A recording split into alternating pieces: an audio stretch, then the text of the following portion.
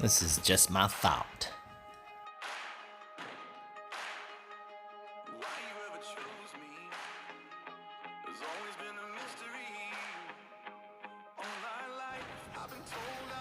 I'm just thinking to myself, Forrest Fenn is specialized knowledge. And that's just my thought. The only reason why I say that is because without Forrest, there's no knowledge about him existing. There's no knowledge about his cancer. There's no knowledge about his life stories. There's no knowledge about a chess. Things he acquired. The thrill of the chase. Fly water. These are just things that there comes a time, maybe it's in an age, when all of us reflect on the happenings that marked our passage through the breaks and thickets of life. Passing mood will bring thoughts of loved ones floating back to dominate a few moments of our time. Most are conjured up by reverential spirits. We can do that anytime. But each one occupies a far corner of my mind.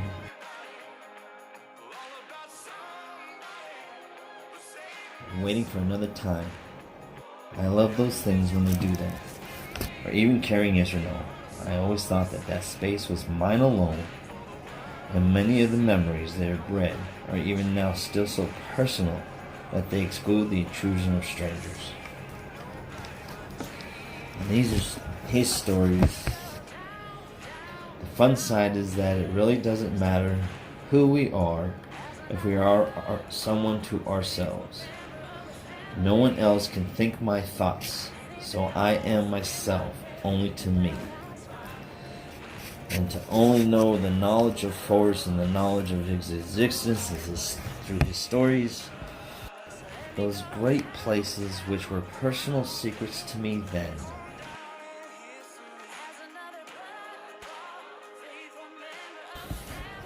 And so now, I don't know if that's specialized knowledge anymore or not to the person or people that are looking for his treasure. I think a lot of it was memories of my mother and father and the trips and the wonderful fishing. It was all kind of married together.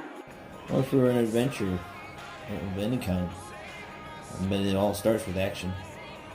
That's just my thought.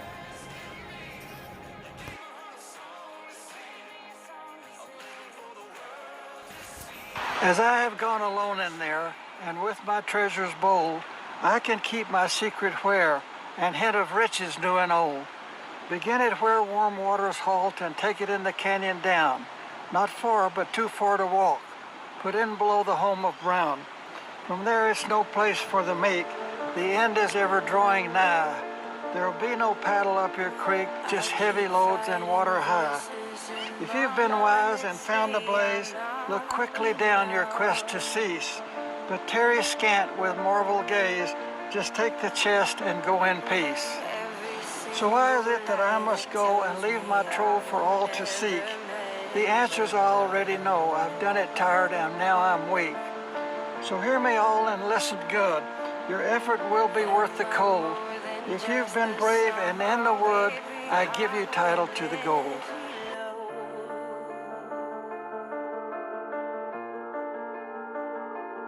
And you have these incredible ideas, and what you think is missing is motivation.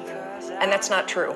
Because the way that our minds are wired, and the fact about human beings, is that we are not designed to do things that are uncomfortable or scary or difficult. Our brains are designed to protect us from those things because our brains are trying to keep us alive. And in order to change, in order to build a business, in order to be the best parent, the best spouse, to do all those things that you know you want to do with your life, with your work, with your dreams, you're going to have to do things that are difficult, uncertain, or scary, which sets up this problem for all of us. You're never going to feel like it. Why do you think that is? Oh, I know exactly why that is. Because I've studied this so much, because for me, one of the hardest things to figure out was, why is it so hard to do the little things that would improve my life? And what I've come to realize is that the way that our minds are designed is our minds are designed to stop you at all costs from doing anything that might hurt you. The way that this all happens is it all starts with something super subtle that none of us ever catch. And that is with this habit that all of us have that nobody's talking about. We all have a habit of hesitating.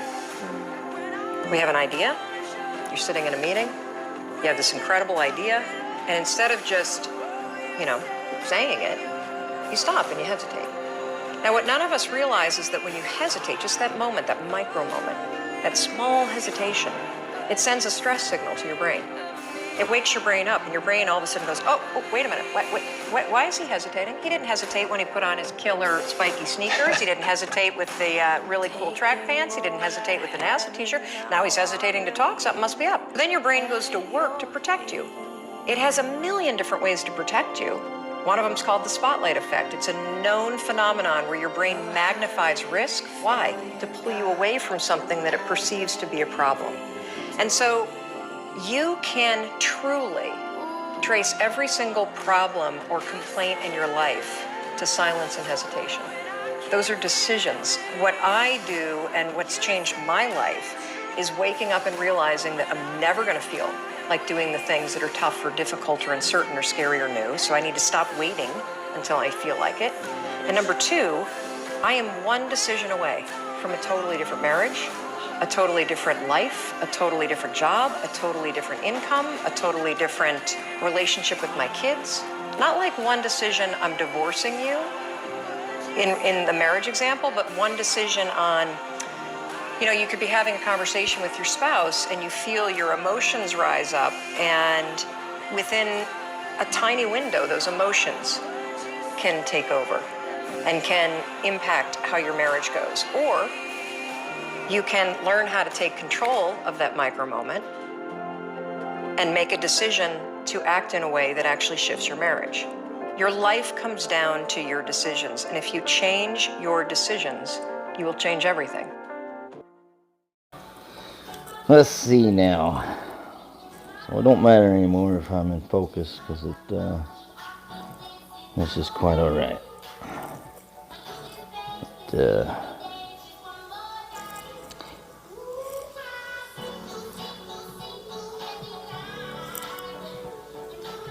Well, here we are at Kiwi's Road. Let's see how this thing looks. Kiwi, we dropped it. Anyway.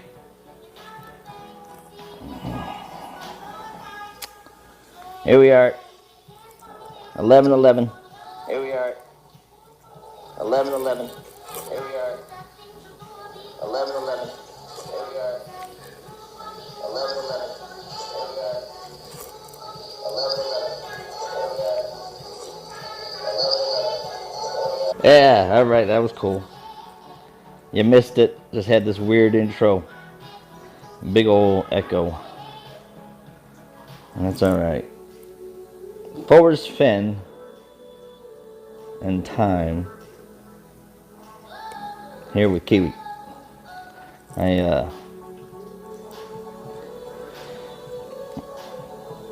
Time is just a crazy thing. Forrest talks about it a lot in his books. He talks about memories. Talks about those special places that hold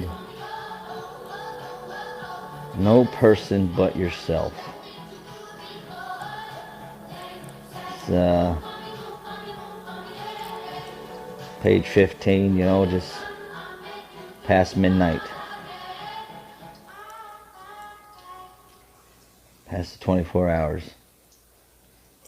And, oh, that's a good job there, buddy. Potty.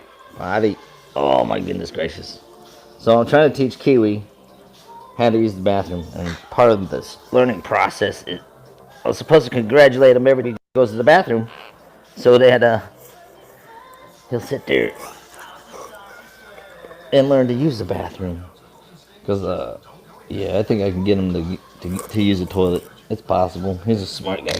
Oh yeah, Mister. Are you a tough guy? You a tough guy? Yeah. And yeah, Forrest time, and I guess Mother Nature, Father Time, and your own personal life. I guess it's all the different things. Come on, bring it up. That's yellow. That's yellow. Yeah. That's yellow.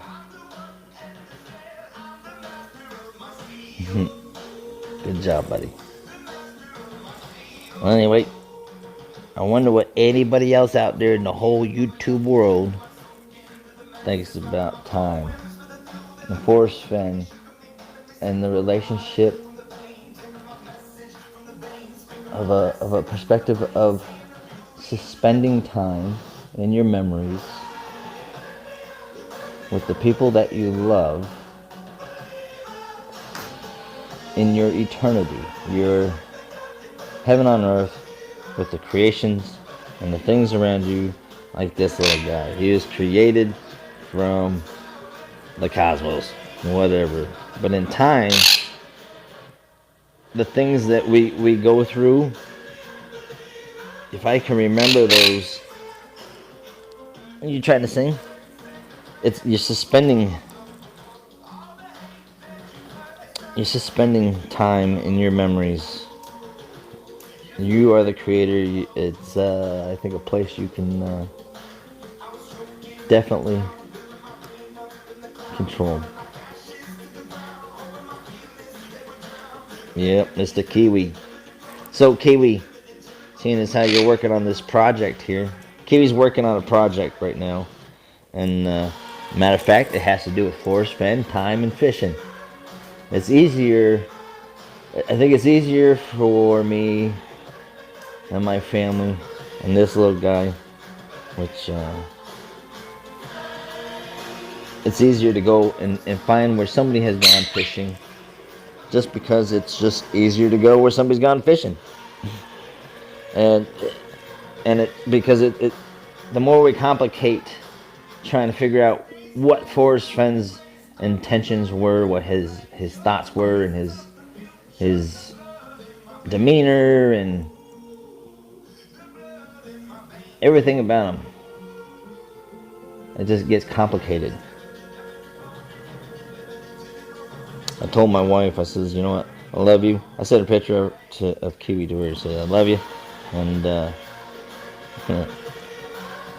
Kiwi, and that I told her you're my time. You know, when Forrest may have spent a lot of time with his family, a lot of time everywhere else, and a lot of time fishing and reading his books. To me, it's just a lifeline that's drawn out on a whiteboard that shows you the stories from Forrest, you know, from beginning, you know, to the end, you know, the lifeline, Forrest's birth to his death, within the bounds of just his books, in a sense that it's not complicated to know where a person has visited or been through just a few particular stories that someone shares. You know, Kiwi has been to the Madison 3 times. He's been from the Junction all the way down to the Twin Bridges. He's gotten out and he's walked miles.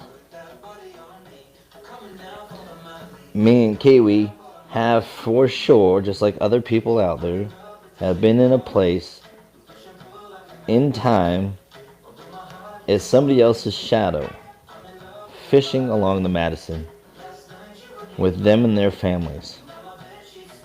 In our mind anyway, in my mind. And it works.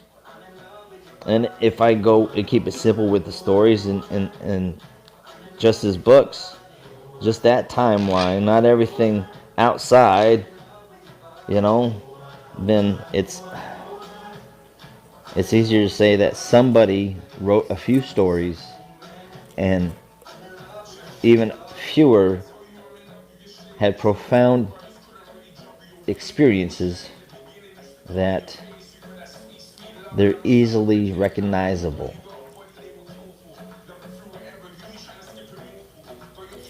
At least that's just my thought. And it's all just my thought and me and Kiwi's ideas and perspectives, because that's just, I speak for Kiwi until he speaks for himself. But, so, I was saying earlier that me and him are working on a project about being the shadow, following along the footsteps of an individual, and sharing the creation from a different perspective of what it is exactly. How do I share what I found and the thrill of the chase, which I have, and that's, again, this is stuff that's been going on for a year now, ever since I started this whole thing. But everybody has a story to tell, and everybody doesn't mind listening to somebody else's story. All you need is one person. All you need is one person. And so, so how do we open this up now, Kiwi, to other people? How do we, we've already gone through everything that we can so far, and this, I think, is probably the second to last step to, actually meeting people out there with my family on the Madison, whoever, goes out there. So, how do you get other people involved in a way that, because, even one person, even whoever is here watching, if I'm watching myself, is a perspective that, I look forward to learning and hearing what they think of Mr. Kiwi here, He's a treasure hunting parrot. So, he's going to go out there and go find some goodies. He's found a lot of trash, and we take that with us. That's, I think, one of the best parts about going out metal detecting and, following behind other people is, taking out their garbage that they left behind. Because even though we, some things just won't, go away. Kiwi is like one of my biggest distractions in life now. He is the biggest time consumer that I've, really. But that's a whole different personal perspective there. But, yeah, how do we get people in conversation? So, like, you there, mister, the one that's there on the channel thingy, go ahead and ask Kiwi a question. What do you think Kiwi thinks? Even though he won't be able to tell you, I can ask him, but, I'll tell you what he thinks by my own thought, but he's my outlet. He's my ground, my anchor to, Stop, mister! Ooh, that is it. Are you in charge? Are you a tough guy? Ow, ow! Are you a tough guy? Are you a tough guy? What the? So, time and forest and birds. And Kiwi thinks he's an eagle, and Forrest thinks he's a maverick. I think I'm just I'm the center of my own universe. We all are. We all are the center of our own universe.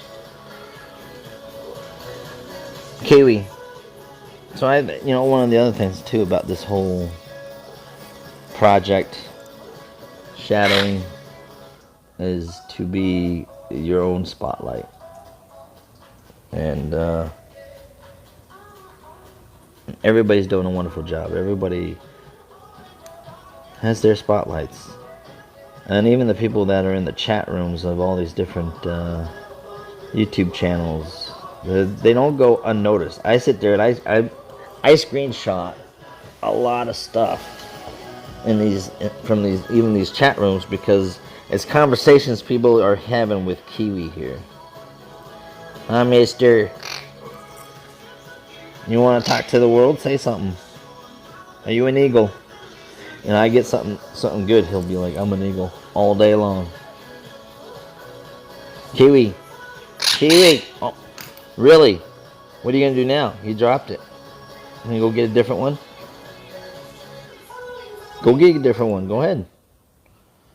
Oh, that's real nice. What do you say? Potty. Yay, potty. Come on there, buddy. And that's the one thing is you never can not have enough wipes. That's the thing is, yeah, birds are messy. I understand that. Everybody knows that. He's a bird. Just like dogs are messy. Cats are messy, But they get trained. And why can't he get trained to go use the toilet? He can. Oh, I really had to. So, live chat. How do we get people in here talking now? Well, then again, I guess it was 11:11. Coming in here, figured to talk about time and Forrest and marrying special places that were secreted away in a certain time and place. And I think some of those great secrets of his were places that he cherished highly in his mind. He writes how he wishes he was, back in the middle again with his family, Mr. Kiwi. And, yeah. So all these people doing their marathons and stuff. Yeah. I was on there once. It was our little spotlight. And that was just enough. Our, 30 minutes or an hour of fame, Mr. Kiwi. But he's been out. Let's see. Kiwi, how many states you been to? Because you went down to Salt Lake. You went to Montana. You've been to Oregon. Let's see, where else? Nevada? Did I take you with me over there to Wyoming too? No. No, he ain't been to Wyoming yet. And I don't think he's been to Nevada either. What about you? How many states you been to? Me personally, I've been 46, 47. Where you going? Where you going? Huh? Oh my goodness. We're reverbing in time. Check that out. Forever. Forever. Now this is how you be eternal. You take the things that you think about in your mind and you start to experience it, the world outside you, and then it becomes your reality, your heaven on earth. I think that's something that Forrest has kind of shown me and Kiwi to better see my family that way and everything around me, the people I love. It's not a bad perspective. It's a pretty good one. Oh my, give me that. Oh, you are so trouble. Come here, mister. He's been trying to get that thing for like a week now, and he finally got it. But you know what? He's just a parrot. I don't mind. Come here, mister. Mister. You ready to get working on this project? Maybe later on somebody somewhere will be like, yo, you need to get Kiwi back on there. Let's all get talking to Kiwi. Let's see what he knows about Forrest Fenn and those places that he's been fishing along that Madison. That's my daughter and my son-in-law. He's recovering from he had cancer there for a minute, and he decided to tell it to take a hike. So he's doing real good. All right, Mister. We're gonna sign off since nobody wants to talk to us, and maybe someday in the future somebody will. But until then, quit pausing my thing. Oh my goodness.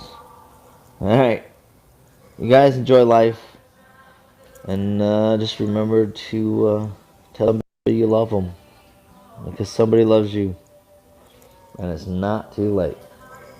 So, peace out.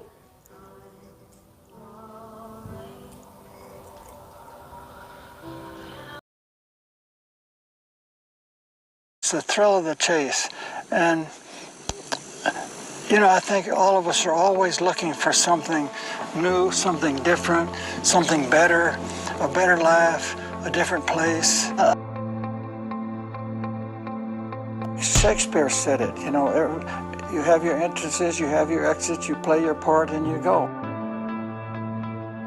In 1988, I was diagnosed with cancer.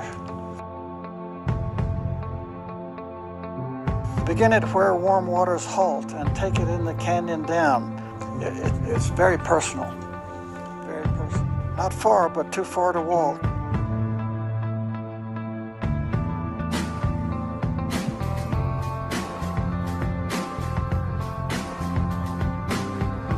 It's a very special place to me, and otherwise I would not have done it. I mean, I couldn't just take it out and bury it in the ground someplace where I didn't know where I was. You just can't get out of your car and walk over in the woods and walk to it. There are millions of treasures out here, and it's part of my demeanor, I think. I mean, I live for things like this. A good fishing hole, an Indian ruin.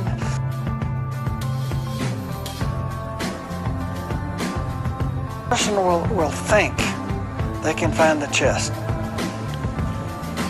But the secret is to think and analyze. They can find the chest.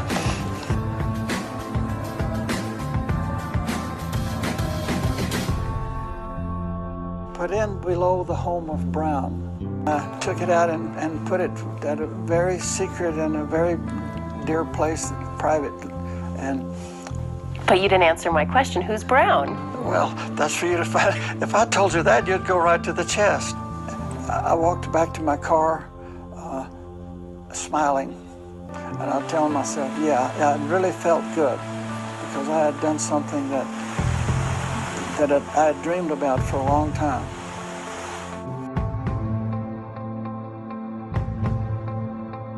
So you had quite a Native American collection in the gallery? I collected things, yes. Yeah. Tell us what your favorites were. I know there's a couple of items of world class that you had. Well, I started collecting arrowheads because I didn't have any money, and my father would take me out and we'd walk the river bottoms and across plowed fields and pick up arrowheads and scrapers and different things, and a wonderful experience. And that was my first love, and still is. And I still have my collection of arrowheads. The first arrowhead I ever found is probably my most cherished object, because I picked it up, and my father saw me do it, and he saw the expression on my face when I decided that was an arrowhead, and I was 9 years old. And he told me every year until he died, it was one of his thrills to look at me and see that I had such a satisfied look on my face.